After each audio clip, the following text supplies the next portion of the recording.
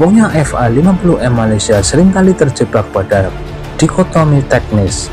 Ada AMRAAM berarti hebat, tidak ada berarti gagal. Namun jika kita melihat dari kacamata geopolitik dan doktrin pertahanan regional tahun 2026, ceritanya jauh lebih kompleks daripada sekedar ketersediaan satu jenis rudal. Berikut adalah narasi mendalam yang membedah situasi ini dari sudut pandang yang berbeda. Diplomasi gembok dan kedaulatan udara Malaysia. Masalah utama FA-50 bukan terletak pada jet tempurnya, melainkan pada politik integrasi. Saat ini Malaysia berada di persimpangan jalan yang unik. Di satu sisi, KAI Korea Aerospace Industry sangat ingin menjadikan Malaysia sebagai etalase kesuksesan FA-50 Block 20 di Asia Tenggara. Namun di sisi lain, Amerika Serikat memegang kunci gembok perangkat lunak untuk mengintegrasikan AIM-120 AMRAAM. Yang pertama, jebakan kunci asing, The Foreign Kite Trap. Banyak media fokus pada kemampuan BVR Beyond Visual Rank, namun narasi yang terlewatkan adalah tentang kedaulatan data. Jika Malaysia mendapatkan AMRAAM, mereka juga harus tunduk pada protokol End-Use Monitoring EUM Amerika yang sangat ketat.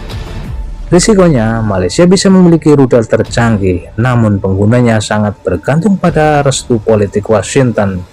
Inilah yang disebut kedaulatan semu, memiliki taring tapi gusi dikendalikan orang lain. Yang kedua, FA-50M sebagai umpan strategis, bukan predator utama. Alih-alih melihat FA-50M yang tanpa AMRAAM sebagai pesawat yang ompong, TUDM Tentara Udara Diraja Malaysia kemungkinan besar memandangnya sebagai Distributed Air Defense Asset. Peran baru dalam konflik modern, FA-50M tidak perlu berduel satu lawan satu dengan jet tempur berat. Dengan radar AESA Phantom Strike, ia bisa menjadi mata di depan, mengirimkan data target via link 16 ke Sukhoi Su-30 MKM atau baterai pertahanan udara di darat. Efek getaran kehadiran FA-50M tetap memaksa lawan untuk menyalakan radar mereka, yang kemudian membuat posisi lawan terdeteksi oleh sistem pertahanan yang lebih berat. Analisis teknis, apakah benar-benar ompong? Jika kita membandingkan spesifikasi di atas kertas, kehilangan AIM-120 memang signifikan, namun mari kita lihat tabel perbandingan operasionalnya.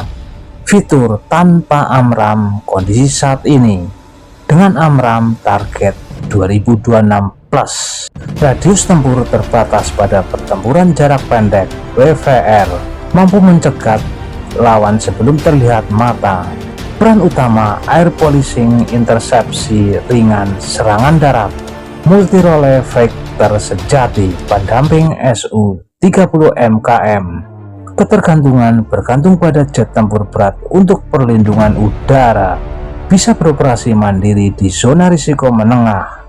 Keuntungan, biaya operasional lebih rendah tanpa beban politik AS, deteren tinggi namun terikat protokol keamanan AS. Sudut pandang alternatif, rencana B Malaysia. Malaysia bukan tanpa pilihan. Jika Washington terus mempersulit integrasi AMRAAM pada FA-50, Kuala Lumpur memiliki beberapa kartu truf yang jarang dibahas. Diversifikasi rudal. Ada kemungkinan Malaysia memiliki integrasi rudal non-AS di masa depan, seperti Meteor Eropa atau rudal buatan Korea Selatan sendiri yang sedang dikembangkan, LIG Next 1. Meskipun ini butuh waktu dan biaya integrasi mandiri, hal ini akan memutuskan ketergantungan total pada AS. Kesimpulannya, diplomasi di atas amunisi. Narasi bahwa FA-50M ompong adalah penyederhanaan yang berlebihan.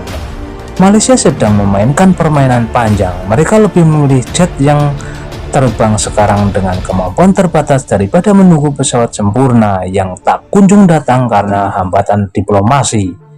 FA-50M tanpa AMRAAM tetaplah elang yang tajam untuk urusan kedaulatan wilayah sehari-hari, seperti mengusir pesawat intai atau menangani pelanggaran batas wilayah.